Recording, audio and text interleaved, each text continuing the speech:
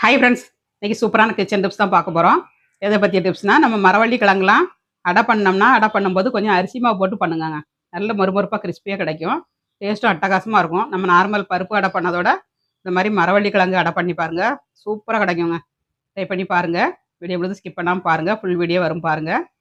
பார்க்குற அனைத்து நல்ல உள்ளவங்களும் லைக் பண்ணிவிட்டு பாருங்கங்க. தொடர்ந்து ஆதரவு கொடுங்க. இது எல்லாத்தையும் துருவி எடுத்தாச்சுங்க. இந்த மாதிரி துருவி எடுத்துக்கோங்க. இப்போ கிழங்கு வந்து ஒரு அகலமான பாத்திரத்தில் மாற்றிக்கிடலாங்க.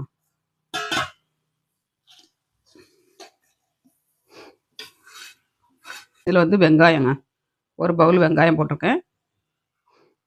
அப்புறமா கருவேப்பிலை தழைங்க,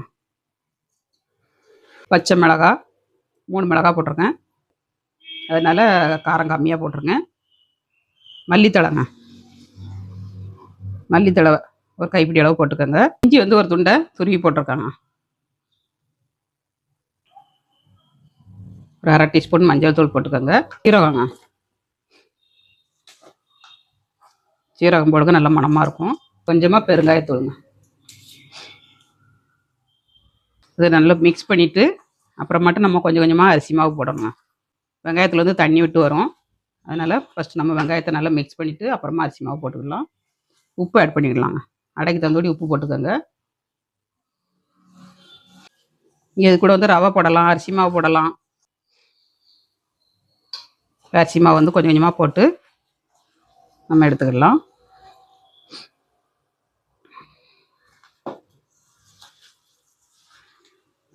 நல்லா பிசைஞ்சிடணும். கிழங்கு வந்து நல்லா மசிஞ்சு வரணும். மிக்ஸ் பண்ணியாச்சுங்க. இந்த மாதிரி மிக்ஸ் பண்ணி எடுத்துக்கோங்க. இப்போ நம்ம வாழை இலையில் இல்லாட்டா ஒரு பட்டர் சீட்டில் வச்சு நம்ம தட்டி போட்டோம்னா சூப்பராக கிடைக்குங்க. கட்டுற அளவுக்கு பக்குவமாட்டம் எடுத்துக்கணுங்க. ரெடி ஆச்சு. நம்ம எடுத்துருந்த மாவில் இந்த அளவுக்கு மிச்சம் இருக்குது. இந்த மாதிரி ஒரு வாழை இலை இல்லாட்டா பட்டர் சீட்டு எடுத்துக்கோங்க. எடுத்துகிட்டு கொஞ்சமாக எண்ணெய் ஆட் பண்ணிக்கணுங்க.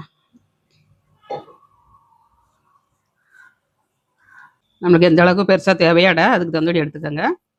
இந்த மாதிரி ஒரு கைப்பிடி அளவு 2 எடுத்துக்கணும். எடுத்துகிட்டு நம்ம அப்படியே தட்டணும். நம்ம என்ன செய்யணும்னா கையை கொண்டு இந்த மாதிரி லேசாக அணைச்சி விட்றணும். அணைச்சி விட்டேன்னா அந்த வெடிப்பு இருக்காது உங்களுக்கு. நம்ம துருவி தான் போட்டிருக்கோம், அதனால கொஞ்சம் வெடிப்பு உள்ள தான் செய்யும். சரிங்களா? தட்டி எடுத்தாச்சுங்க. கல் கீட்டாயிருச்சு. அப்படியே போட்டுக்கலாங்க. போட்டு விட்டுருங்க, நமக்கு விட்டுருங்க. அப்படியே சாப்பிட்டு பார்க்கலாங்க அடைய. நாளைக்கு இன்னொரு டிப்ஸோடு பார்க்கலாம். பாய்.